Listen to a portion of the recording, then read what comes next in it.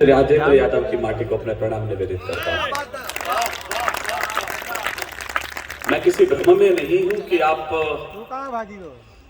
मुझे सुनने के लिए यहाँ बैठे। शंभू मनहर जी से मेरा परिचय लगभग 35 वर्ष पुराना है। जिस समय विनीत चौहान कविता का आकार बुन रहा था, उस समय एक कवि आपके यहाँ निमाड़ अंचल से था जो मुझे भी अपने साथ साथ देश के दूर दराज पर गया। मैं इसलिए भी उन्हें बड़े भाई के नाते प्रणाम करता हूं।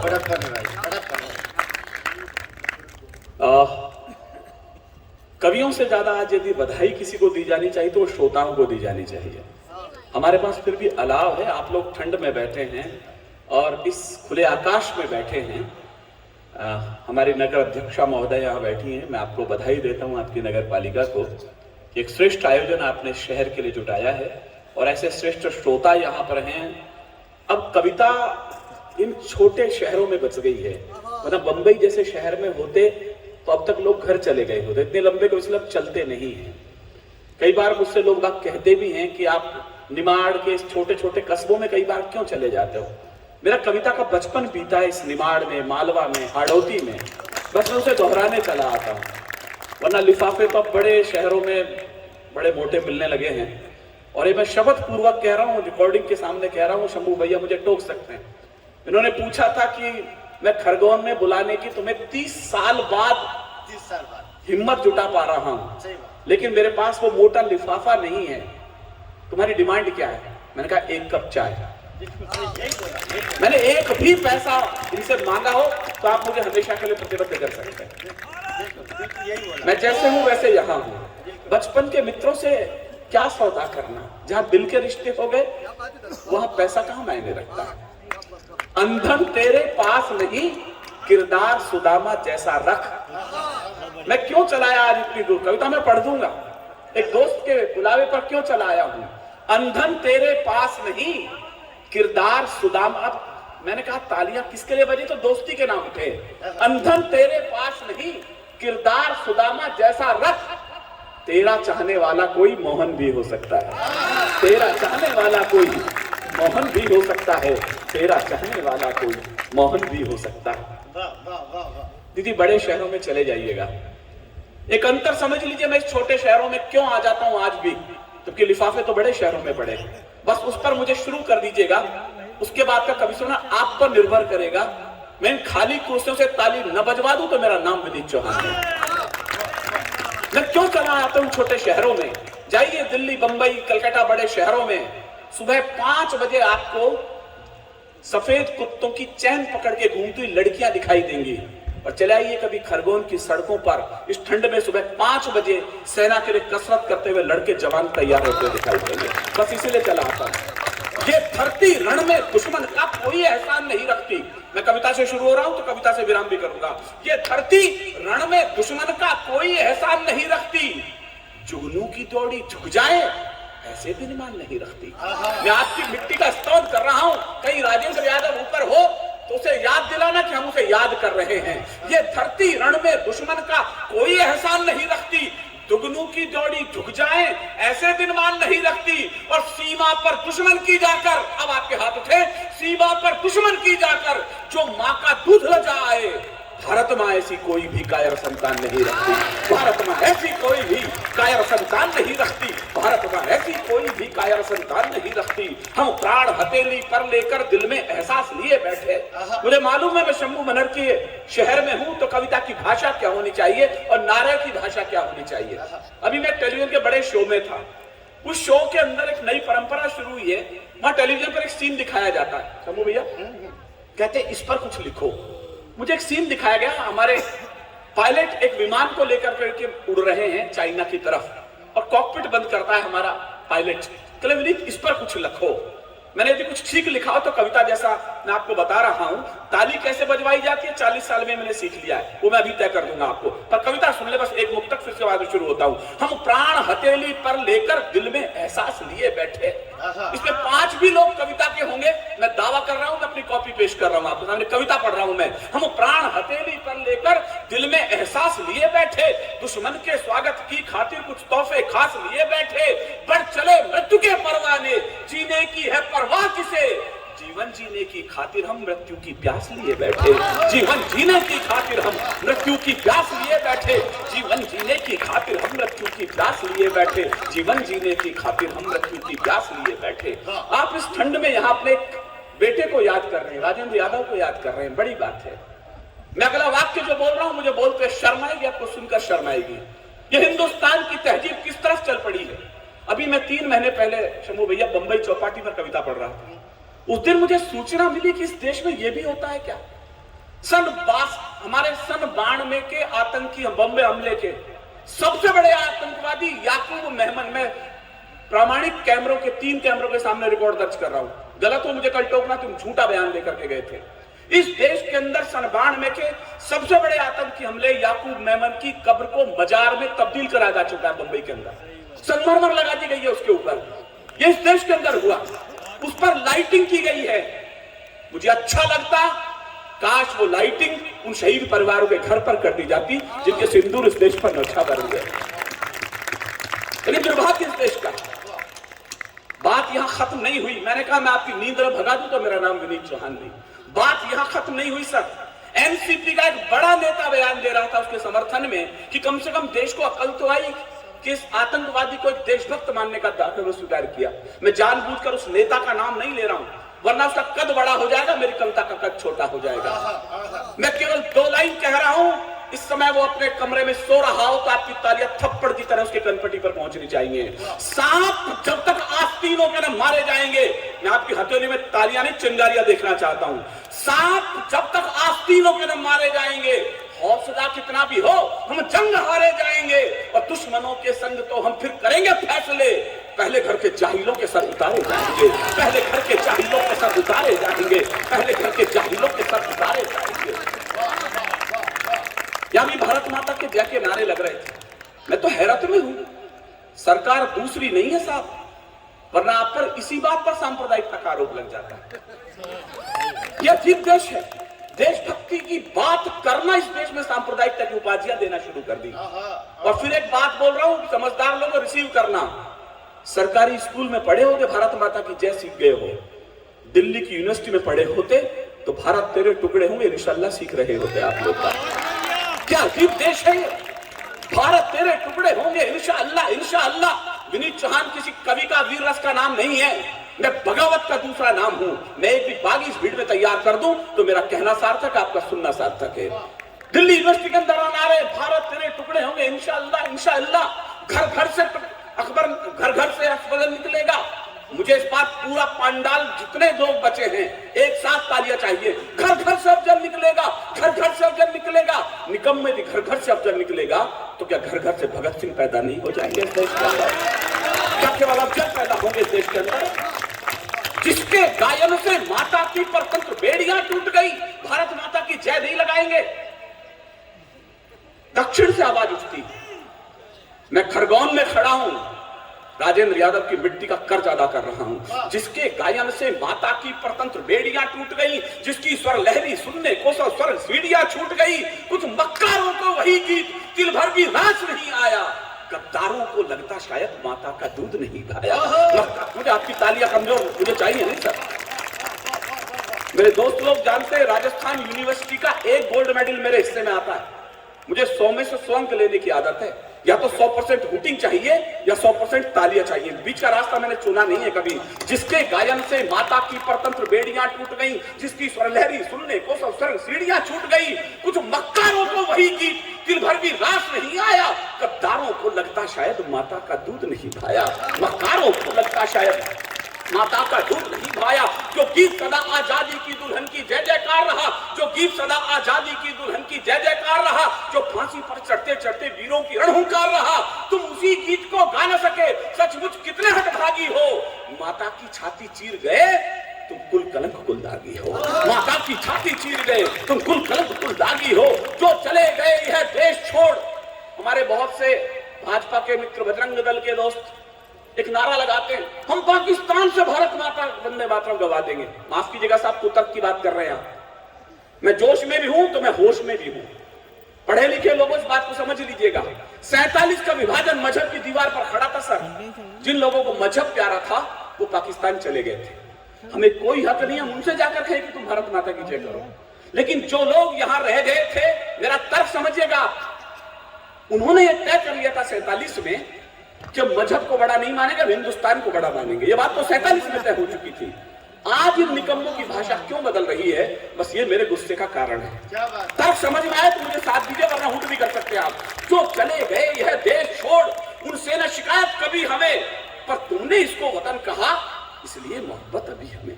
मैं विनीत होता हूं, अगली पंक्ति मेरा चौहानी त्योहार पसंद आए, मुझे हिम्मत दीजिएगा।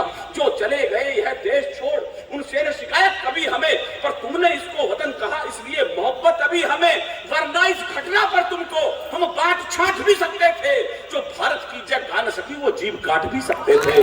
जो भारत की जय गा न सकी वो जीभ काट भी सकते थे। जो भारत की जय गा न सकी वो जीभ काट भी सकते थे। अच्छा होता तुम बन हमीद, अच्छा होता तुम बन हमीद, माता का कर चुका देते, इस राष्ट्रदेव के चरणों में तुम अपने शीश चढ़ा देते। हम भी चाहते हैं मरे अगर धरती की गोदी यही मिले, 100 बार स्वर्ग छिन जाए मगर माता की गोदी यही मिले। 100 बार स्वर्ग छिन जाए मगर माता की गोदी यही मिले। 100 बार स्वर्ग छिन जाए मगर माता की गोदी यही मिले। 100 बार स्वर्ग छिन जाए मगर माता की गोदी यही मिले। लेकिन निकम्मों लोगों को देशभक्ति का प्रसाद उन्हें कड़वा कुनैन लगने लगा। कल लगे अभी बड़े हमारे वीरस के कवियों पर तो ये आरोप और है कि आप दल विशेष की वंदना करते हो। यदि देशभक्ति किसी एक दल ने चुन लिया है तो उस दल का सौभाग्य मानिए कि उसने देशभक्ति की राह पर अपने कदम बढ़ाए। लोगों ने तो सांप्रदायिकता के नाम पर, जातिवाद के नाम पर चुनाव चिन्ह ले दिए इस देश के अंदर। हम इस देश में कह रहे हैं कि कश्मीर में कुछ हुआ नहीं है, वैसा का वैसा ही है। आप किसी भी दल के हों सर, निष्पक्ष हो। मैंने कहा तौहीद तालियों में एक भी बात चरण चुंबन की भाषा नहीं पढ़ रहा हूं मैं पहला व्यक्ति था, हमारे दोस्त लोग जानते हैं, मैंने 16 बार मोदी जी के सामने कविताएं पढ़ी हैं। शायद मैं इस मंच का इकलौता कवि हूं जिसने लाल किले से श्रद्धेय अटल बिहारी वाजपेयी जी के साथ भी कविताएं पढ़ी है। मेरी पहली किताब का विमोचन मोदी जी ने किया। लेकिन इसका मतलब ये नहीं है मैं उनके चरण चुंबन की भाषा पढ़ रहा हूं। मैं जो सच है मैं वो पहली बार दरवाजे पर दस्तक भी दे रहा हूं। इस देश में जो कुछ हुआ, क्या कश्मीर अभी वैसा का वैसा है। मैंने कहा आकाओ जरा ध्यान से देखो, क्या पहली बार, सच हो तो ताली, मुझे हुटिंग भी कर सकते हैं आप, पहली बार 15 अगस्त पर आपने पिछली बार कश्मीर की डल झील पर एक एक शिकारे पर तिरंगा लहरता हुआ नहीं देख लिया था आपने? क्या यह बड़ा परिवर्तन नहीं था? जिस लाल चौक के घंटा घर पर जाने के लिए ब्लैक कैट कमांडो की जरूरत पड़ती थी, क्या इस बार 15 अगस्त पर वो घंटा घर तिरंगे की लाइटों से नहीं लहरा दिया गया था? क्या एक छोटा परिवर्तन है? कुछ देशभक्ति के मंत्र वहां जाकर हमने बांचे तो हैं। भाजपा वालों तुम्हारे लिए पढ़ रहा हूं, तुमसे लोग पूछे कि तुमने किया क्या है, मैं बता रहा हूं, सभी बता रहा है। कुछ देशभक्ति के मंत्र वहां जाकर हमने बांचे तो हैं। हम देशद्रोह के विषधर के धन पर चढ़कर नाचे तो हैं। जरा ताली, मजा नहीं आ रहा मुझे? कुछ देशभक्ति के मंत्र वहां जाकर हमने बांचे तो हैं। हम देशद्रोह के विषधर के धन पर चढ़कर नाचे तो हैं। आतंकवाद के अंधड़ को आगे बढ़ ललकारा तो है। धीमा ही सही तमाचा पर उसके मुंह पर मारा तो है। धीमा ही सही तमाचा पर उसके मुंह पर मारा तो है। लो हमने दुम सीधी कर दी उन आतंकी आकाओं की जो उछल रहे थे आड़ लिए इन अलगावी नेताओं की। मैं अपने बारे में एक बात बोल रहा हूं। मेरे बारे में अभी मेरे YouTube मैनेजर ने मुझे नोएडा से फोन करके बताया, सर जरा संभल के पढ़िएगा। मैं क्यों? कहना मैंने अभी आपकी YouTube चैनल का विश्लेषण किया है। जितना आपको हिंदुस्तान में नहीं सुना जा रहा उससे ज्यादा पाकिस्तान में सुना जा रहा। अब ये तो समझ लो कोई प्रसाद देने के लिए तो सुन नहीं रहे होंगे वो मेरे को। तो जो हिम्मत मैं जुटा रहा हूं, थोड़ी हिम्मत तो आप भी जुटा दीजिए जरा मेरे लिए। किस अलगाववादी यासीन मलिक ने देश के प्रधानमंत्री के ऑफिस में चाय पिया आज से 10 साल पहले, उसके चित्र छपे अखबारों में। यासीन मलिक ने देश के प्रधानमंत्री के आवास पर ऑफिस में जाकर चाय पी है। वर्तमान सरकार में उसकी कॉलर पकड़ के लात मार के तिहाड़ जेल में बंद कर रखा है इस समय। ये परिवर्तन नहीं है क्या? लो हमने तुम सीधी कर दी इन आतंकी आकाओं की जो उछल रहे थे आड़ दिए इन अलगावी नेताओं की। जिन लोगों ने संविधान रद्दी अखबार बना डाला, कश्मीर को पत्थरबाजी का बाजार बना डाला, उनकी अकल ठिकाने ला दी, उनकी ही चतुराई ने मैं एक लाइन बोल तो रहा हूं, पता नहीं कितने लोग समझेंगे। समझ जाओ तो उधार मत रखना तालियां। लो हमने दूर सीधी कर दी इन आतंकी आकाओं की जो उछल रहे थे आड़ लिए इन अलगावी नेताओं की, जिन लोगों ने संविधान रद्दी अखबार बना डाला, कश्मीर को पत्थरबाजी का बाजार बना डाला, उनकी अकल ठिकाने ला दी, उनकी ही चतुराई ने सबकी ऐसी तैसी कर दी कि ले मोटा भाई ने, मैंने नाम नहीं लिया, सबकी ऐसी तैसी कर दी इकले मोटा भाई ने। ये तो छोटा सा ट्रेलर है, फिर एक लाइन में स्पिन बॉलिंग कर रहा हूं, ये तो छोटा सा ट्रेलर है, अब आगे को तैयार रहो। सहूर तुम्हारी जन्नत में कर लेंगी सब सत्कार कहो, सहूर तुम्हारी जन्नत में कर लेंगी सब सत्कार कहो। विश्वास रखो इस बार सभी ये वीर क्षीर हो जाएगा। मैं 30 साल बाद आया हूं खरगोन, मुझे नहीं पता अगली बार मैं कितने साल बाद आऊंगा, लेकिन जब आऊं मेरा एक सपना पूरा हो जाए जो मैं सोच करके चला हूं, आपकी आंखों में ये सपना तैर रहा हो तो उसे तालियों से आकाश दीजिएगा। विश्वास रखो इस बार सभी ये नीर क्षीर हो जाएगा, सिंधु तट के सब आर पार ये कश्मीर हो जाएगा, सिंधु तट के सब आर पार ये कश्मीर हो जाएगा, सिंधु तट के सब आर पार ये कश्मीर हो जाएगा। पूरी घाटी तो टहल रही है आतंकी अंगारों से। मेरे बारे में बताया जाता है अटल जी के साथ पढ़ी, ये कविताएं पढ़ी, वो पढ़ी। मैं कोई राजनीतिक गुरूर लेकर के जिंदा नहीं रहता हूं, मेरे जिंदगी में गुरूर का एक ही कारण है बस अब तक। मैंने उसी टाइगर हिल के नीचे भी करगिल में कविताएं पढ़ी हैं जहां हमारे 523 बेटों ने खून से वंदे मातरम पहाड़ियों पर लिख दिया था। ये गौरव मुझे मिला है, एक बड़े चैनल ने बड़ा शूट किया था वहां पर, मैं उस पहाड़ी के नीचे कविता पढ़ता है। मैंने वो सब वो फोर्स तोप देखी, वो सड़क देखी जहां से गोलियां उन बंकरों तक चली हैं। दीदी मैं चला तो गया लेकिन लौटा तो एक बड़ा अफसोस लेकर के लौटा। करगिल से कोई जाए और अफसोस लेकर लौटे, ये बात कुछ समझ से बाहर थी। मैं जैसे श्रीनगर एयरपोर्ट से दिल्ली आकर के उतरा, एक वीडियो मेरे मोबाइल पर वायरल हो चुका था। हमारे कुछ सैनिक वहां करगिल में अपने बैरकों में वापस लौट रहे हैं, संगीने अपने कंधों पर लटके हुए। मुझे नहीं पता आप में से कितने लोगों ने सीन मोबाइल पर देखा है। वो सैनिक बैरकों में लौट रहे हैं और वहां के 18, 15, 14 साल के बच्चे उनके कनपटी में थप्पड़ मार रहे हैं, लात मार रहे हैं, उनके हेलमेट पैरों में पड़े हुए हैं और वो कुछ बोल नहीं रहे। मैंने तत्कालीन सरकार से पूछा, सर ये हो क्या रहा है? और ये कहने लगे तो इनके धैर्य की परीक्षा है। मैंने कहा माफ करना सर, ये कोई धैर्य की परीक्षा नहीं है। संगीन टांगे हुए सैनिकों के कनपटी पर यदि 12 साल का लड़का चांटा मार रहा है, ये हिंदुस्तान की तौहीन है जो 70 साल में आपने कांग्रेस ने कायरता के बीच कश्मीर में बोलिए मेरी सेना के जवानों को कनपटी पर झेलने पड़ गए। बड़े कवि हरिओम पवार जी, उन्होंने 2 लाइन उस दिन लिख करके मुझे भेजी। मैं उस लाइन को आपको पढ़ रहा हूं, गुस्से में हूं तो गुस्से में बोल रहा हूं। किसका खून नहीं खौलेगा पढ़ सुनकर अखबारों में, बस 2 ही लाइन है, लेकिन चमत्कार हो जाए तो ताली आकाश उठे। आपको लगे कि जिस दिन सैनिकों के कनपटी पर झापड़ लग रहे थे, ये बात तो हम बोलना चाहते थे। किसका खून नहीं खौलेगा पढ़ सुनकर अखबारों में, शेरों की गर्दन कटवा दी कुत्तों के दरबारों में, शेरों की गर्दन कटवा दी कुत्तों के दरबारों में। तो विनीत साहब ने लिखा, पूरी घाटी तो दहल रही थी आतंकी अंगारों से, कश्मीर में आग लगी थी पाकिस्तानी नारों से, चांद सितारे वाले झंडे घाटी में लहराते थे और हमारे शीश शर्म से रोज रोज झुक जाते थे। लोगों ने कहा 370 धारा क्यों हटाई? जनमत संग्रह कर लेते। इस देश में आतंकवादियों के समर्थन में जितने लोग जुटे हैं, काश उसमें लोग देशभक्तों के समर्थन में चले जाते तो आज हम इजराइल की तरह इस मुल्क में बड़ा खड़ा करके खड़े रहते। देशभक्ति अपराध के कटघरों में खड़ी हो गई और देशद्रोही लोग यहाँ पर पद्मश्री लेने के लिए लाइनों में खड़े कर दिए गए। ये अजीब मुल्क है इस देश के अंदर, भाषाएं बदल गई, जनमत संग्रह करा लेते। मैंने कहा सर, उन आतंकवादी हमारे बहनों की कनपटियों पर गोलियां मारते समय मैं कश्मीर फाइल देख करके रो पड़ा 3 दिन तक। दुष्कर्म होना इस मुल्क में बड़े बात नहीं बच्चे, शर्म की बात हो चुकी है। आपने कभी सुना किसी महिला को दुष्कर्म के बाद आरे से जिंदा चीर दिया गया हो? इस देश में हुआ। और जब हमने कहा कि इस कश्मीर फाइल में ऐसा है, तो कहने लगे इस फाइल को आप अपनी YouTube पर दिखा दीजिएगा। मैंने कहा खुजलीवाल जी, आप अपनी टाइम का, अपना पूरी पार्टी का प्रचार YouTube पे क्यों नहीं कर? दिल्ली क्यों रंग के धर दिया आपने पूरी की पूरी? सारा टैक्स आपने वहां बकवास में खर्च कर दिया, उसके बाद कटोरा लेके दिल्ली के सामने खड़े हो जाते हैं।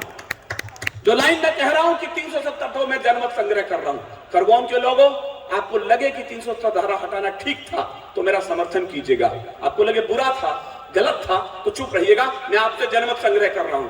और जो लोग कहते हैं जनमत संग्रह कर लीजिएगा, मैं फिर कह रहा हूं, गोलियां मारते समय आतंकवादियों ने नहीं पूछा, तो हम भी ये काम करते समय उनसे नहीं पूछ रहे। संविधान की धाराएं खरगोशों के लिए होती है, भेड़ियों के लिए कोई जरूरत नहीं है किसी कानून की। हमारे देश पूरी घाटी तो टहल रही थी आतंकी अंगारों से, कश्मीर में आग लगी थी पाकिस्तानी नारों से, चांद सितारे वाले झंडे घाटी में लहराते थे और हमारे शीश शर्म से रोज रोज झुक जाते थे। इन सारी घटनाओं का बस निपटारा मजबूरी था और 370 धारा हटना बहुत जरूरी था, और 370 धारा हटना बहुत जरूरी था, और 370 धारा हटना बहुत जरूरी था। मैं एक महबूबा जी है, नाम ही महबूबा है, बाकी काम तो सारे विरोधी है उनके। तिरंगा यात्रा यहां आ गई तो कश्मीर में तिरंगा उठाने वाला नहीं बचेगा। विनीत चौहान चैलेंज कर रहा है, क्या कहा तिरंगा घाटी में अब और नहीं लहराएगा, लाज रखना। मैंने युद्ध भूमि से तिरंगा उठाया है, लोगों ने कहा ऐसा तिरंगा वैसा तिरंगा। मैं करगिल गया तो मैंने 2 लाइन कोट करी है शंभू भैया, हरे रंग की घाटी ऊपर श्वेत बर्फ की चादर फैली। जरा पढ़े लिखे लोगों की तालियां उठे। मैं युद्ध भूमि पर खड़ा हूं और तिरंगा बना रहा हूं, हरे रंग की घाटी ऊपर श्वेत बर्फ की चादर फैली। तुम दुश्मन का लहू गिराकर वही तिरंगा पूरा कर दो, तुम दुश्मन का लहू गिराकर वही तिरंगा पूरा कर दो, तुम दुश्मन का लहू गिराकर वही तिरंगा पूरा कर दो। क्या कहा तिरंगा घाटी में अब और नहीं लहराएगा, क्या कहा कि जनगणमन घाटी में नहीं कोई दोहराएगा। जब तक एक भी बेटा जिंदा, जब तक एक भी बेटा जिंदा अपने हिंदुस्तान का, हमारा तिरंगा कश्मीर में सदियों तक लहराएगा, हमारा तिरंगा कश्मीर में सदियों तक लहराएगा, हमारा तिरंगा कश्मीर में सदियों तक लहराएगा। अंतिम 5 मिनट मुझे और दे दीजिएगा, उसके बाद मैं आपसे विदा हो रहा हूं। मैं एक कविता का अंश पढ़ देता हूं, पूरी कविता नहीं सुना रहा हूं। इस बार शंभू भैया जानते मेरे पारिवारिक सदस्य हैं, पिछले वर्ष मेरी बेटी की शादी हुई तो मेरी बेटी मुझसे कहने लगी, पापा मेरी शादी हो जाएगी, मैं दूसरे घर चली जाऊंगी, तो मुझे इस बार घुमा दो। मैंने कहा कहाँ घूमना चाहती हो? कहने पापा कहीं गोवा घुमा दो, बॉम्बे घुमा दो, केरला घुमा दो। मैं कहा बेटा हर साल तो जाती हो। कहने फिर आप कहाँ ले जाना चाहते हो? मैं तुम्हें पंजाब घुमाना चाहता हूँ। कहने पापा पंजाब में क्या है, वहां तो सब गुरुद्वारे ही गुरुद्वारे हैं। मैंने आज क्या पढ़ा उसे एक तरफ रख दीजिएगा, मैं जो अब पढ़ने जा रहा हूं बस ये अपने साथ लेकर के जाइएगा। अंतिम 3 मिनट में आपके साथ हूं। तो मेरी बेटी कहने लगी पंजाब में क्या है पापा, गुरुद्वारे ही गुरुद्वारे। बड़े अनमने मन से मेरी बेटी संस्कृति मेरे साथ घूमने के लिए गई। मैं सबसे पहले उन्हें जब वहां ले गया तो मैं उस जलियांवाला बाग की मिट्टी उन्हें दिखाने ले गया जिस मिट्टी में हमारे 823 बेटों का खून मिला हुआ था। मैंने उन्हें वो कुआं दिखाया, वहां गोलियों के निशान दिखाए, तो मेरी बेटी आश्चर्यचकित थी दोनों। उसके बाद मैं उन्हें सरहिंद की वो दीवार दिखाने के लिए गया जहां गुरु गोविंद सिंह के 2 रतन जिंदा दफन कर दिए गए थे। फतेह सिंह और जोरावर सिंह को 7 साल और 9 साल की उम्र में दीवारों में चिन दिया गया। मैंने वो दीवार दिखाई, इतनी सी बची है बस वो वहां पर। छोटे बेटे के गर्दन तक ईंट आ गई तो बड़े भाई की आंखों से आंसू आने शुरू हो गए। मेरे रोंगटे खड़े इस दृष्टांत को बताते समय। तो छोटे ने बड़े भाई की आंखों में आंसू देखे तो धीरे से कहा, बड़े भैया डर गए ना, मौत को देखा तो आंखों से आंसू आ गए। कहले नहीं नहीं डरा नहीं हूं। कहले फिर रो क्यों रहे हो? छोटे ने जो जवाब दिया वो बड़े ने जो जवाब दिया वो लाजवाब था। उसने कहा छोटे रोता केवल इसलिए हूं कि इस दुनिया में पहले मैं आया था और जा तू रहा है। क्या कलेजा रहा होगा। फतेह सिंह शोर से बोला, जोरावर जोर से बोला। हिम्मत दीजिए मैं अंतिम 3 मिनट आपके सामने हूं। फतेह सिंह शोर से बोला, जोरावर जोर से बोला, रखो ईंटें भरो गारे, चुनो दीवार हत्यारे, निकलती सांस बोलेगी यही दीवार बोलेगी, हमारे देश की जय हो, हमारे धर्म की जय हो। ये हिंदुस्तान का 9 साल का बेटा बोल रहा था। मैं उसके बाद उन्हें चमकौर की वो दुर्ग दिखाने के लिए ले गया जहां 2 बेटे अजीत सिंह और जुझार सिंह बलिदान हुए। गुरु गोविंद सिंह के पास सारी सेना बलिदान हो चुकी थी, केवल 40 सिख बचे थे। मैं एक भी सिख पगड़ी को देख लेता हूं, उसे गुरुद्वारा मान के सिर झुका लेता हूं। लोगों ने चुटकुले की कौन समझा, आंकड़े बताना, कल जाकर के किसी सिख को मिले तो उसे प्रणाम कर लेना। 123 ऑथेंटिक फांसी हुई आजादी के संग्राम में, 93 बेटे सिख मां की कोख ने दिए। ये छोटी कौम नहीं थी। अजीत सिंह गए, 4 सिखों को लेकर के गए। गुरु गोविंद सिंह ने तिलक निकाला, घोड़े पर चला, शेर का बच्चा 14 साल का, भाला आर पार हो गया, पीठ तक निकल गया। छोटा भाई दीवार से देख रहा था, शरीर की दीवार पर चढ़ा हुआ चमकौर में आर पार हो गया। शेर का बच्चा घोड़े से न उतरा, 40 मुगलों के सिर उतारे तो उसके बाद बलिदान हुआ नीचे आकर। अंतिम बेटा बचा जुझार सिंह।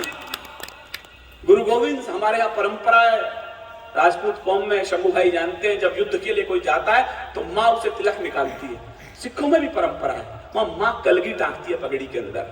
गुरु माँ उस दिन माँ थी नहीं, तो गुरु गोविंद सिंह ने माँ और पिता के दोनों धर्म पूरे करे, कलगी भी टांगी, तिलक भी निकाला, अंतिम बार गले लगाया और कहा जाओ, युद्ध भूमि बलिदान मांगती है।